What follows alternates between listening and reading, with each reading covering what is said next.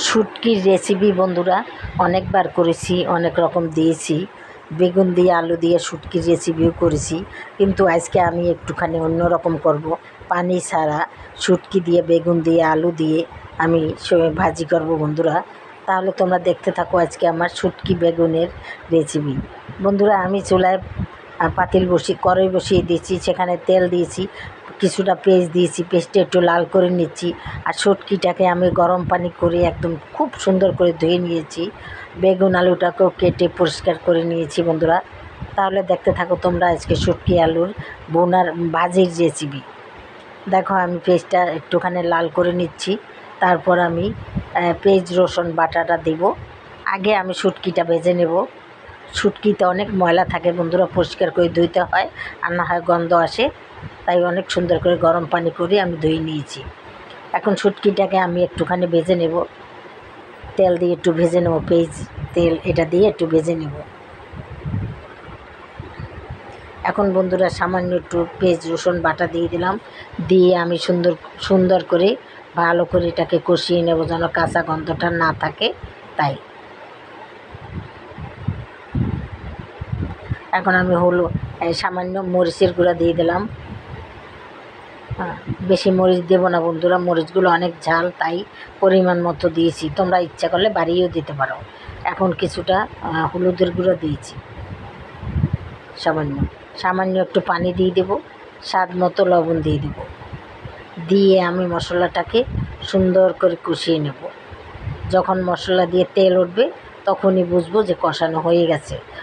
তরকারি রেসিপি তুমি যতই কষাবে ততই সুন্দর হবে।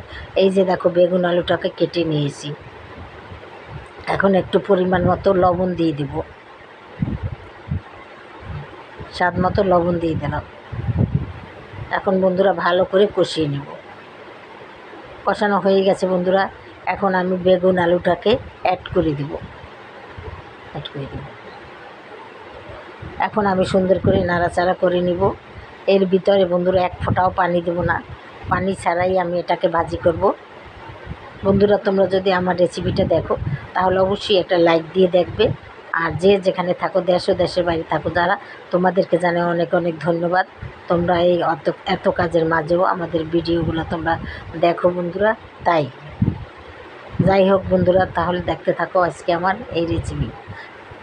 বন্ধুরা, তোমরা যদি আমার ভিডিওটা দেখো, একবার বলছি আবারও বলি বন্ধুরা, আমার লাইক এবং সাবস্ক্রাইব, ফলোয়ার, শেয়ার এগুলো অনেক কম বন্ধুরা। আমি এগুলো যদি তোমরা একটু করো তাহলেই আমি এগিয়ে যেতে পারো। তোমরাই পারো আমাকে এগিয়ে নিয়ে যেতে।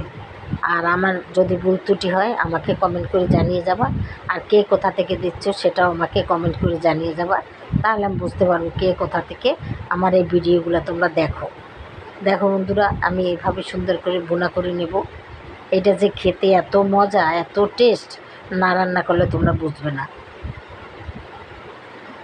এর আগে ওই ধরনের রেসিপি করেছি, কিন্তু একটু ঝোল দিয়েছি। আজকে আমি কোনো ঝোল দেবো না, একদম তেলের উপরে ভাজি করবো।